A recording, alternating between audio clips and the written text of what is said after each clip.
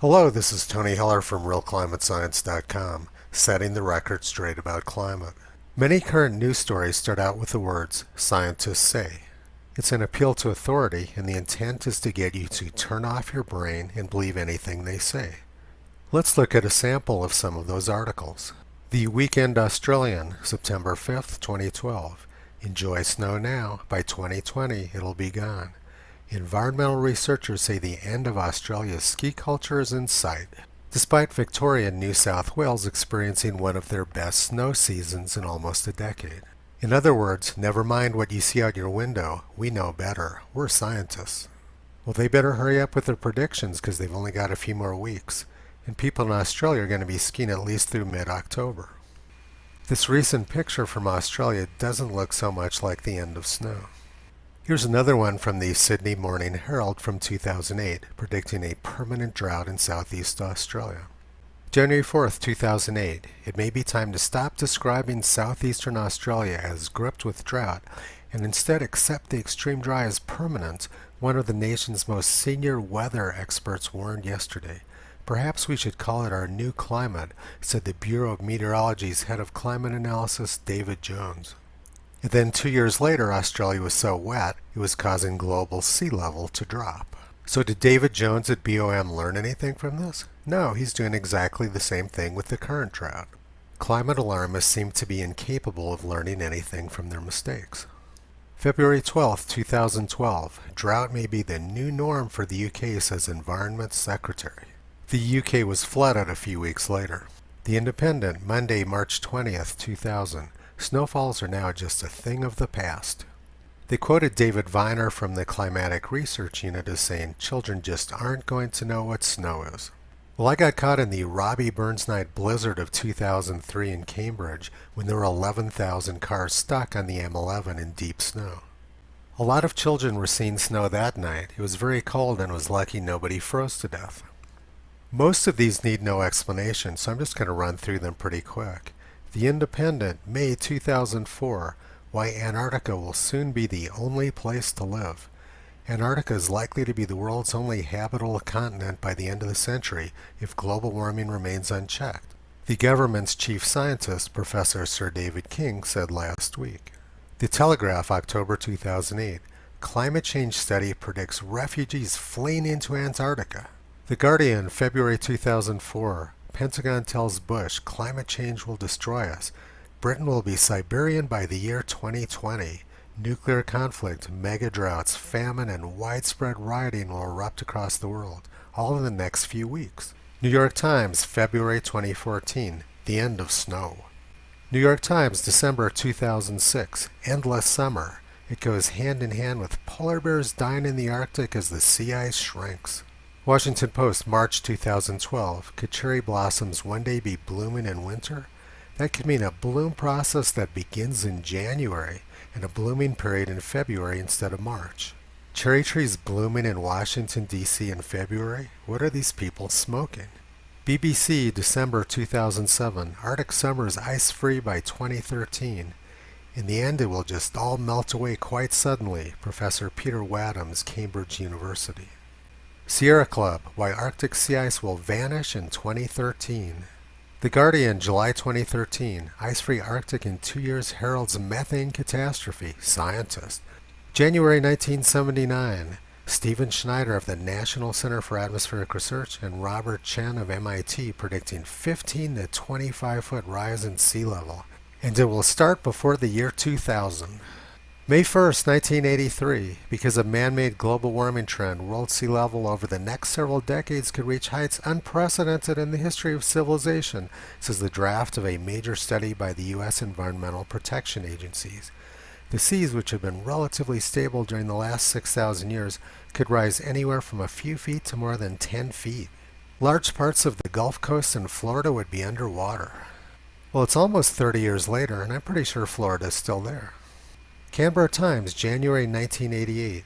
Governments must yield national sovereignty to multilateral authorities able to enforce laws across environmentally invisible frontiers if the greenhouse effect, which threatens the future of whole nations, is to be overcome, the Commonwealth Secretary General said on Tuesday.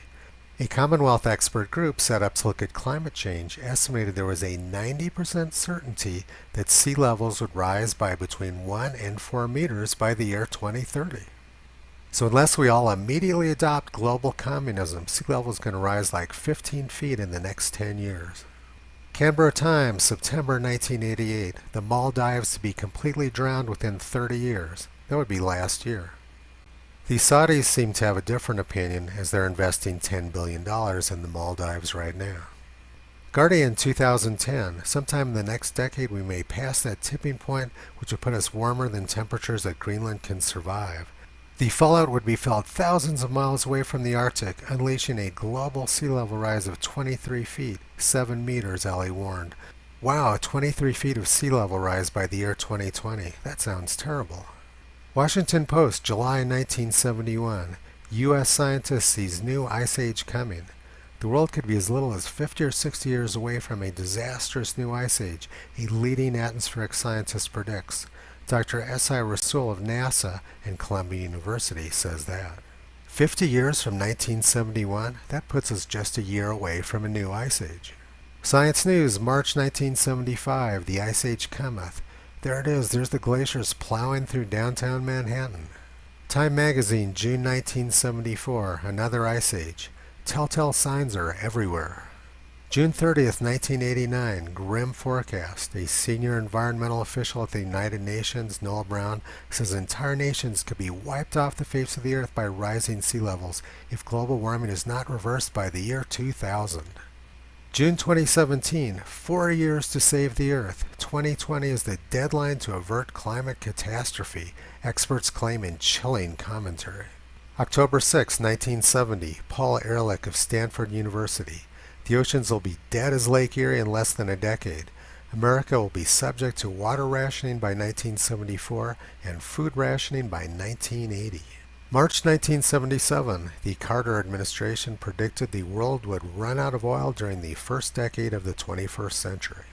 Well, today is President Carter's 95th birthday, and I'm pretty sure he's still using cars.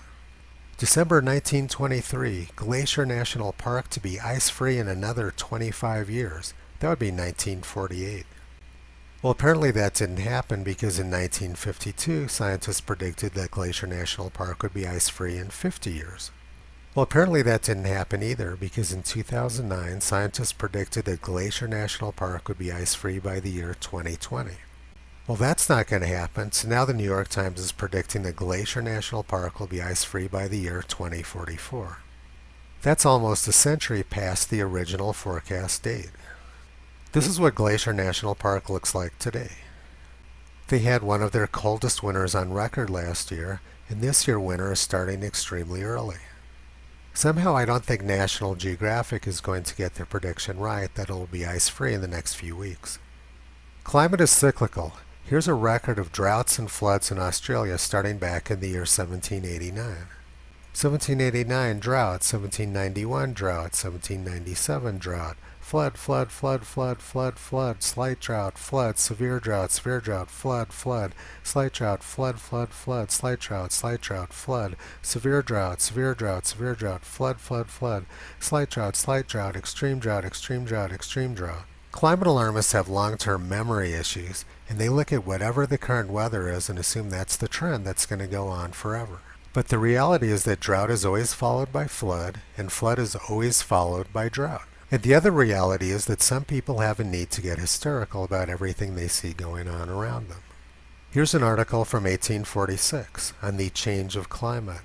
That great changes have taken place in the climate of Australia, all testimonies satisfactorily prove. The Aborigines say that the climate has undergone this change since white man came into the country. That was more than 170 years ago. Apparently another constant is that white men always get blamed for climate change. And this is my favorite article from 1871, Brisbane Courier, Imaginary Changes of Climate. A plentiful crop of speculation from weather prophets and projectors and half-instructed meteorologists and all the philosophic tribe of Laputa in general, to whom the periodical press now affords such fatal facilities. Every season is sure to be extraordinary. Almost every month one of the driest or wettest or windiest, coldest or hottest ever known. Much observation, which ought to correct a tendency to exaggerate, seems in some minds to have rather a tendency to increase it. So exactly the same story as we see now. Climate change hysteria does seem to be working off the principle of natural selection. The BBC had this article today. Couples rethinking kids because of climate change. In the age of climate crisis, childbearing has become a fraught question for couples around the globe. So let's take a look at the actual globe. The populations of the Middle East and Africa are growing more than 3% per year. So while Europeans and Americans kill themselves off, less neurotic people are going to take over the planet. But to be fair, I did find one accurate prediction in the Babylon Bee. Experts warn that we only have 12 years left until they change the timeline on global warming again. Climate experts have solemnly warned that we only have 12 years left until they change the dates on global warming again. If we don't take action, then in 12 years we'll have to explain why the world hasn't ended and come up with a new number, one UN scientist warned. This is a very serious threat, and we urge everyone to hand control of the economy to the government immediately, for we have no more time left to change the timeline again. The scientific consensus is that roughly 10 to 12 years from now the world will be flooded with new doomsday predictions. This can all be avoided if we overhaul the economy and become socialists, according to non-political, unbiased, science-y type guys. Should we not change our ways, our old predictions will melt, dangerously raising the chance of us having to move the goalposts again, said Al Gore. Do you really want me to write another book, film another movie, and go on another tour in my private jet just because you dingbats couldn't be bothered to alter your lifestyles? I don't think so. Let's all get on board with this 12-year figure, or we'll have to push back the date again. Personally, I think it would be a good idea if some climate experts flee to Antarctica. Richard Feynman said, "Science is the belief in the ignorance of the experts." There can be little doubt that he was absolutely correct, at least when it comes to climate. Visit Toto on the web at realclimatescience.com. He's been pulling back the curtain on junk science and propaganda for a long time.